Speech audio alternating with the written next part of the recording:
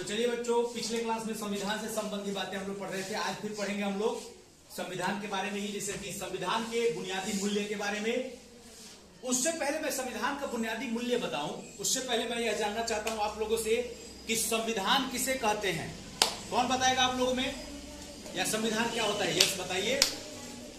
संविधान एक कानूनी किताब है जिसमें सभी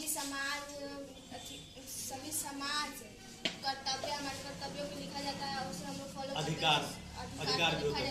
संविधान का बहुत अच्छे, आपका प्रयास बहुत सार्थक है, बहुत बढ़िया। बैठ जाइए, बहुत सुंदर। ऐसे जवाब आपके आने चाहिए ताकि समझ में आए कि आपने कुछ सीखा है, क्योंकि हर एक पार्ट, हर एक चैप्टर हमारे लिए महत्वपूर्ण होता है बच्चों। अब देख लीजिए, बंद कर दीजिए थोड़ा देर के लिए उसको। भारतीय संविधान के बारे में महत्वपूर्ण कुछ रोचक ज्ञान है, मैं आपको बता देता हूं, ये ध्यान में रखिएगा, इस पर फोकस कीजिएगा, थोड़ा दिखाई देना चाहिए। क्योंकि बहुत सारे बच्चे पूछते थे कि हमें संविधान के बुनियादी मूल्य और संविधान से संबंधित कुछ जानकारी हमें दे दीजिए। तो भारतीय संविधान लिखने वाली सभा में 299 सदस्य थे। सिर्फ हम दो आदमी का नाम जानते हैं, लेकिन बच्चों नहीं, आपको यह भी जानना चाहिए कि 299 सदस्य ने भी उसमें काम किया था। और ये चुने हुए सदस्य थे। संविधान सभा के प्रारूप समिति के अध्यक्ष डॉक्टर भीमराव अंबेडकर जी थे, और संविधान सभा में जितने सारे प्रतिनिधि थे सब चुने, इनको क्या किया गया था? संविधान सभा चुने गए जनप्रतिनिधियों की सभा थी, जिन्होंने संविधान लिखने का काम किया। ये नहीं कि कहीं से बुला दिया गया, अपॉइंट कर दिया गया किसी के सिफारिश पर, ऐसा नहीं था। साफ तौर पे बच्चों आपको समझना है कि यह चुने गए जनप्रतिनिधियों की सभा थी। और भारतीय संविधान सभा ने 9 जनवरी 1946 को संविधान बनाने का काम शुरू किया।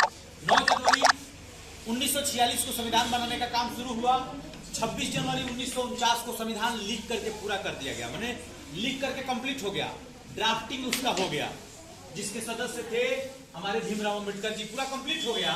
लेकिन बच्चों, हमारा संविधान लागू हुआ कब? 26 जनवरी 1950।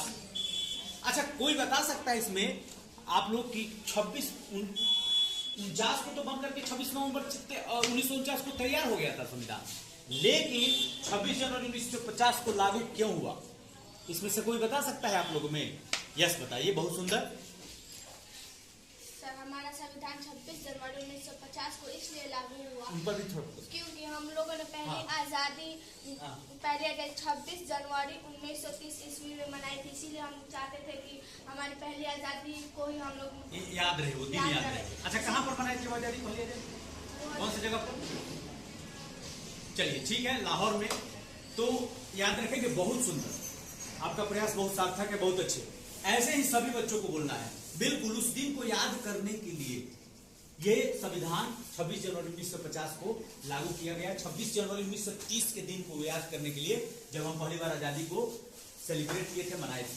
संविधान के बुनियादी मूल्य, जैसे आपके विद्यालय के बुनियादी मूल्य, आपके लिए जो बुनियादी मूल्य होते बताया ना, कि हमें ड्रेस पहनना है, सही ढंग से स्कूल का जो यूनिफॉर्म है, टाइम टेबल जो स्कूल का विद्यालय का है फॉलो करना है, जितना होमवर्क मिलता है बनाना है, ठीक है ना, डिसिप्लिन में रहना है। वैसे ही हमारे संविधान के कुछ अपने महत्वपूर्ण मूल्य है जो लोगों के लिए हमारे बहुत जरूरी है।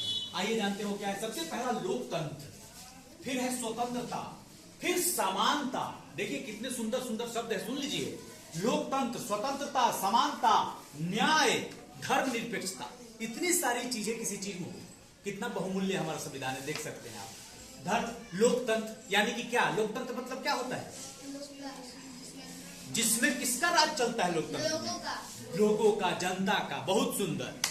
जनता के राज को तो लोकतंत्र कहा जाता है। स्वतंत्रता का मतलब क्या होता है? आप अपने अनुसार कोई काम कर सके, किसी का दबाव ना हो, उसे ही तो स्वतंत्रता कहते हैं। अंग्रेजों के समय था क्या स्वतंत्रता? नहीं। बहुत सुंदर। अब देखिए, समानता क्या होता है?